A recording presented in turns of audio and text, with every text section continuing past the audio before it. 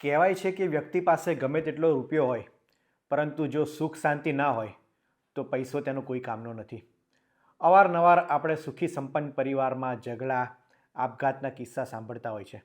ત્યારે કોંગ્રેસ નેતા શક્તિસિંહ ગોહિલનો પરિવાર અત્યારે ઘેરા શોકમાં ડૂબ્યો છે.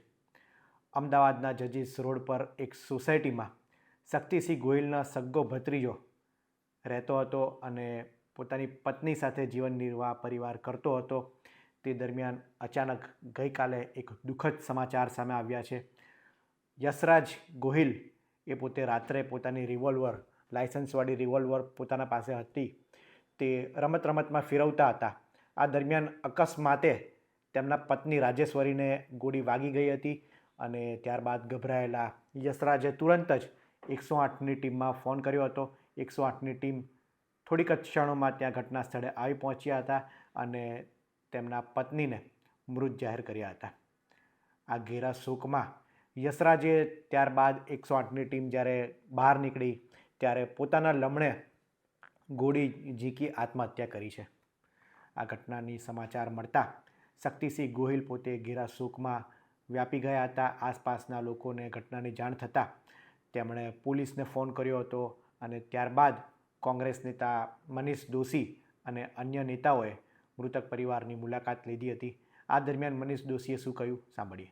માનનીય શક્તિસિંહજીના ભત્રીજા ભાઈ યશરાજ પોતે તાજેતરમાં જ મેરીટાઈમ બોર્ડની ડિપાર્ટમેન્ટની એક્ઝામ પાસ કરીને એમને હમણાં જ બઢતી મેળવી અધિકારી તરીકે.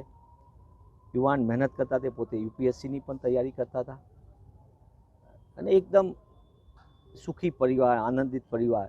એમના પત્નીશ્રીને બંને ગઈકાલે સામાજિક દ્રષ્ટિએ તેઓ વિદેશ જવાના હતા. એની પહેલાં એમના ફૈબા સાહેબને જમવા માટેનો એમનો સામાજિક જે હોય એ પ્રસંગમાં પોતે એની આ જમવા માટે ગયા હતા અને ત્યારબાદ પરત જ્યારે ઘરે આવ્યા ત્યારે જે એમને ટેવ હતી કાયમ ભાઈને, એમને પોતે રિવોલ્વર રાખતા હતા પોતાની અને એના કારણે એ ઘણી વખત રિવોલ્વરને આમાં ફેરવીને જે રીતની આપણે કરતા હોઈએ છીએ કે યુવાનને ઓલામાં એમાંથી અકસ્માતે છૂટેલી ગોળી એમના પત્નીશ્રીને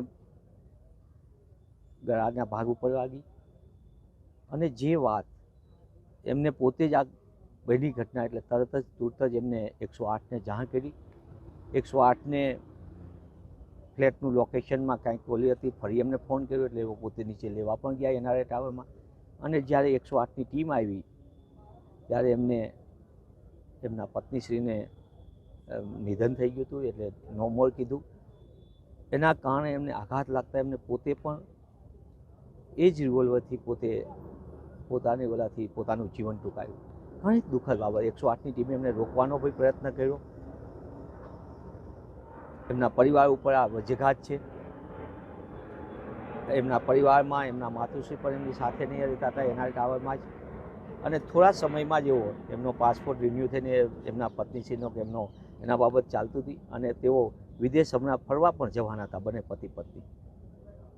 એટલે આ એક અમારા સૌના માટે દુઃખદનો છે. માનનીય શક્તિસિંહજીના પરિવાર માટે, એમના શુભેચ્છકો માટે અને અમારા સૌના માટે આ એક દુઃખદ ઘટના છે. મૃતક યશરાજસિંહ ગોહિલ અને પત્ની રાજેશ્વરીના થોડા સમય અગાઉ, કહેતા 2 મહિના અગાઉ જ લગ્ન થયા હતા અને યશરાજસિંહને થોડા સમય અગાઉ જ પ્રમોશન મળ્યું હતું. તેઓ હાલ ક્લાસ 1 ઓફિસર છે, અધિકારી છે. ત્યારે તેઓ વિદેશ પ્રવાસે જવાના હતા અને આના જ લઈને તેઓ સંબંધીના ઘેર રાત્રે જમવા આવ્યા હતા અને જમ્યા આવ્યા બાદ જ્યારે તેઓ ઘરે આવ્યા હતા ત્યારે સૂત્રોના જણાવ્યા અનુસાર બંને વચ્ચે કોઈક વાતને લઈને રકઝક થઈ હતી, માથાકૂટ થઈ હતી, જેના જ કારણે આ બનાવ બન્યો હોવાનું સામે આવી રહ્યું છે. પોલીસ અને ક્રાઇમ બ્રાન્ચની ટીમ અત્યારે ઘટના સ્થળે તપાસ કરી રહી છે, વધુ વિગતો મેળવવાનો પ્રયાસ કરી રહી છે.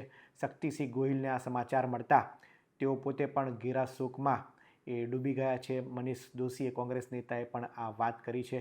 ત્યારે આ દુઃખદ ઘટના જે શક્તિસિંહ ગોહિલના પરિવાર પર આવી છે ત્યારે શક્તિસિંહ ગોહિલ અને તેના સમગ્ર પરિવારને આ દુઃખદ ઘટનામાં બળ મળે તેવી આપણે ઈશ્વરના ચરણોમાં પ્રાર્થના કરીએ.